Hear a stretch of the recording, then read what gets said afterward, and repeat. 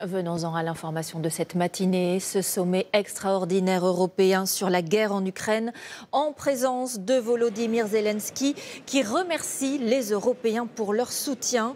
Nous ne sommes pas seuls, c'est important, nous le ressentons, vient-il de déclarer. Emmanuel Macron, lui, a cherché à mobiliser les Français hier soir avec ces mots. Nous entrons dans une nouvelle ère, notre sécurité est menacée. Le président appelle à augmenter les capacités de nos armées.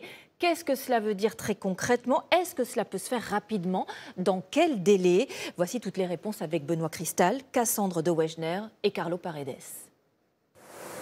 Des drones pour l'Ukraine et pour l'Europe. L'entreprise de l'air à Toulouse a triplé son chiffre d'affaires en un an grâce au secteur de la défense. En cas de besoin, elle affirme pouvoir de nouveau tripler sa cadence pour passer de 100 à 300 exemplaires produits par mois. Il y a aussi une capacité à augmenter, à faire sous-traiter à d'autres partenaires. On est dans un bassin aéronautique, on travaille sur ce genre de solutions. Augmenter les cadences, objectif numéro 1 de l'Europe. Mais pour changer d'échelle, il faudrait construire de nouvelles usines. Selon les experts, il faudrait 3 ans d'efforts à l'Europe pour rattraper son retard sur la Russie. Une entreprise, si elle veut faire plus d'armement, elle doit mettre en œuvre d'abord de nouvelles lignes de production, mais elle doit aussi assurer la formation de personnel, c'est du personnel qualifié, donc la question va être limitée à cela. Pour l'heure, les industriels français n'ont reçu aucun nouveau bon de commande de l'Europe.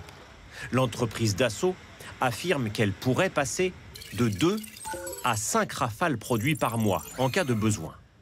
Le canon César, lui, grâce à son succès, est déjà monté de 2 à 8 exemplaires mensuels produits. L'entreprise Arcus fabrique une partie de ces canons César dans le centre de la France. Elle se dit prête à relever le défi de nouvelles commandes, rapidement.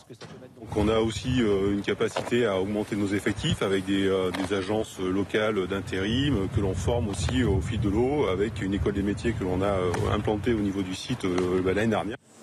Avec 50 milliards d'euros par an, le budget du ministère des Armées est déjà l'un des plus importants de la France.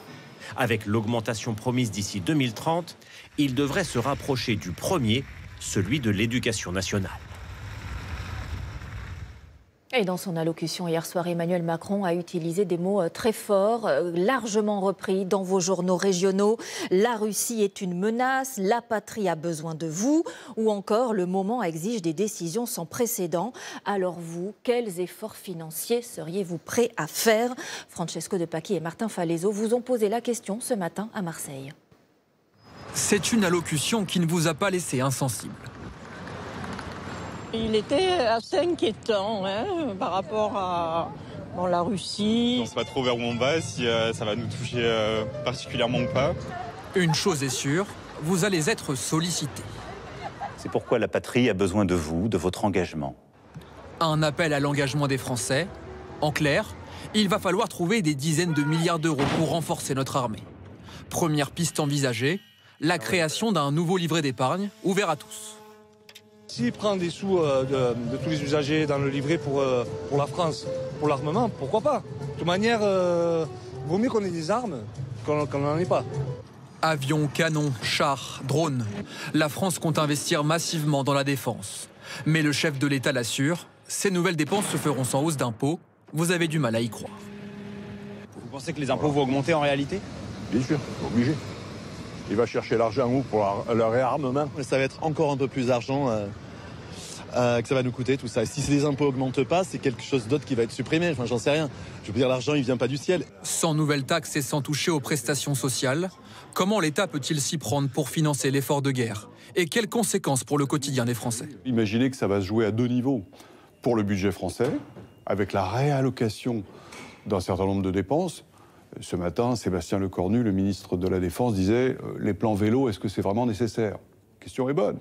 Et puis au plan européen, avec la capacité de l'Europe de s'endetter collectivement. Des questions débattues à Bruxelles aujourd'hui, à l'occasion d'un sommet extraordinaire entre les 27 États membres.